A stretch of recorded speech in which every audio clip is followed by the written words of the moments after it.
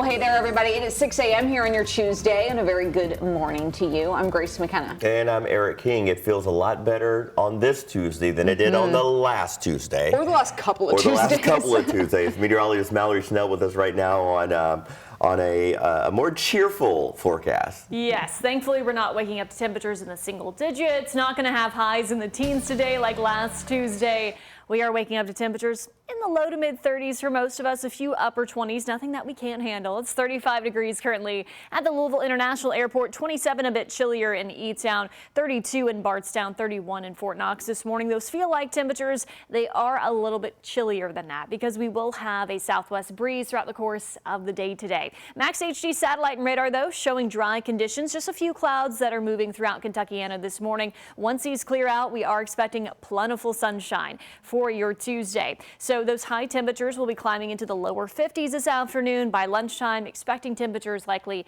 in the mid 40s. But once again, winds will be coming in from the west, southwest, 10 to 15 miles per hour. So that may make it feel a little bit chillier than our actual high temperatures in the upper 40s to low 50s, especially in areas kind of blocked by the sun. So those shady areas or spots this morning before that sun does rise. Of course, we're dealing with a wind chill. Staying breezy, mostly clear tonight with temperatures thankfully remaining above freezing. Overnight lows will dip down to the mid to upper 30s. And all in all, we're tracking a very mild week of weather here. That mildest 7-day forecast we've had so far this year. Rain chances do return late Thursday into early Friday. We'll be timing that out for you coming up in our 7-day forecast. But first, let's take you out to our roads this morning as we take a live look at the Lewis and Clark Bridge, on the east end there with 265. Of course, only a few cars on the road there. Still dealing with an issue in the east end tunnel. That left lane is blocked in the northbound direction due to ice in the tunnel there. And then, of course, further south, still dealing with some construction between Westport Road and Brownsboro. Your right lane is blocked.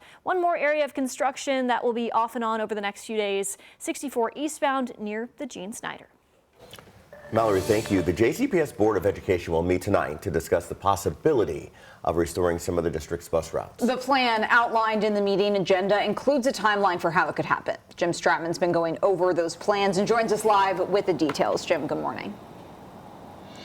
Yeah, good morning, Eric and Grace. This evening, the board is going to start their agenda hearing by hearing about where the busing situation stands. Once they get an update on how things are going, then they'll be able to determine whether or not it's the right time to start restoring bus routes. This is something that has been talked about all school year long, and you'll remember back in December, Dr. Marty Polio, the outgoing superintendent, recommended restoring bus routes for all students at Coleridge Taylor Elementary, Young Elementary, and Johnson Traditional Middle School.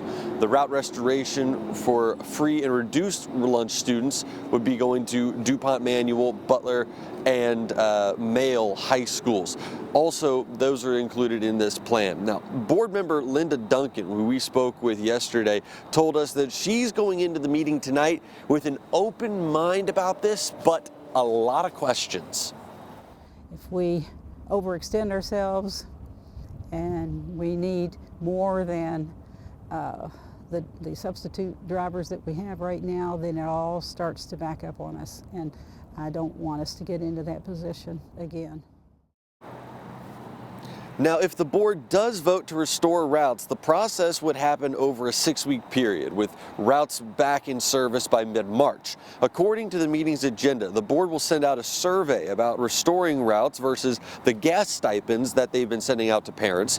Then they'd have to determine how many students would use each route, and then they'd give time for their bus drivers to practice all of those routes.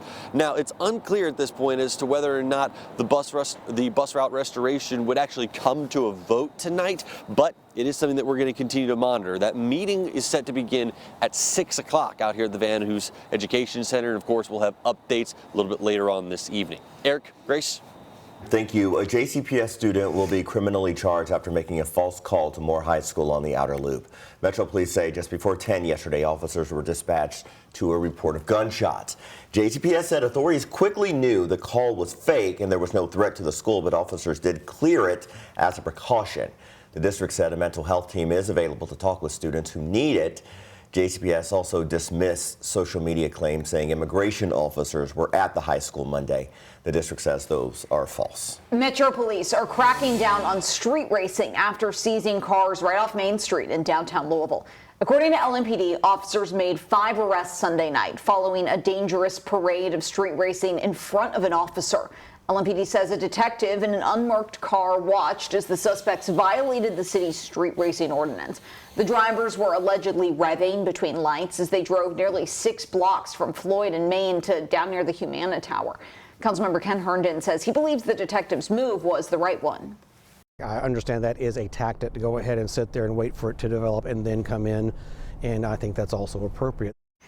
LMPD says the vehicles seized under the ordinance will remain at the impound lot for the next 6 months. Last year, LMPD seized 63 cars related to street racing. Officers have hailed the ordinance for being a proactive way to not only address racing, but also recover illegal weapons. In fact, during this particular operation, 2 guns were recovered, including one from a 19-year-old passenger. The man accused of a carjacking that led to the death of a teenage girl will serve 20 years in prison. Michael DeWitt was sentenced on federal carjacking charges yesterday. He'll spend an additional 5 years on probation when he's released. In 2021, DeWitt was out of jail on bond for just 1 week when he admittedly carjacked someone at gunpoint in Simpsonville, then drove the wrong way on Dixie Highway and crashed into 17-year-old Madeline Trout. Although he was sentenced for the carjacking, DeWitt still faces state murder charges.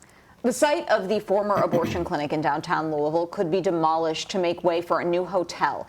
The EMW Women's Surgical Center has been closed since 2022 when Roe v. Wade was overturned. The new property owners are now working to get the proper permits to demolish the building and start construction on a 27-story upscale hotel. Plans include 300 rooms, a restaurant, rooftop bar, and ballroom. The project, known as 140 West, is slated for the corner of Market and 2nd. A demolition permit has not yet been granted. Baxter 942 in the Highlands is in a bit of a holding pattern this morning as it tries to get its liquor license restored.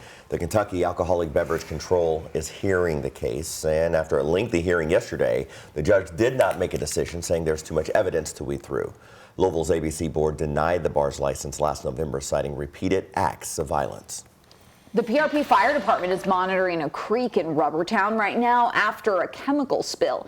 Authorities say on Sunday there was a resin leak from Bakelite Synthetics manufacturing plant on Campground Road. Some in the area got a pretty odd sight when the creek turned bright red. We were out here just cleaning up and doing stuff around the house, and it smelled like really strong paint thinner, and then the creek was like just red. It looked like food coloring was in there. Like, it was really, really red. The cause of the spill is still under investigation. Authorities say there is no harm to the public, but they're asking those in a half-mile radius to stay clear of streams until an environmental group gives the all clear. We're expecting to learn more about a new partnership between the city and Danny Wimmer Presents in today's weekly address from the mayor.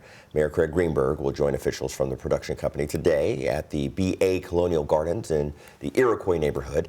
Danny Wimmer Presents is best known for organizing local large-scale music festivals, Bourbon and beyond, as well as Louder Than Live. We'll learn more about this collaboration today at 10:30.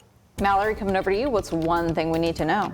Good morning, Grace. It's going to be a warmer day out there. Those high temperatures topping out in the upper 40s to low 50s across Kentuckiana. Lots of sunshine on tap. Conditions will be a little bit breezy at times, but that's going to usher in that milder air that's sticking around throughout the week. Now, we do have some rain chances that return later on in the work week. We'll be timing that out for you coming up in our 7-day forecast.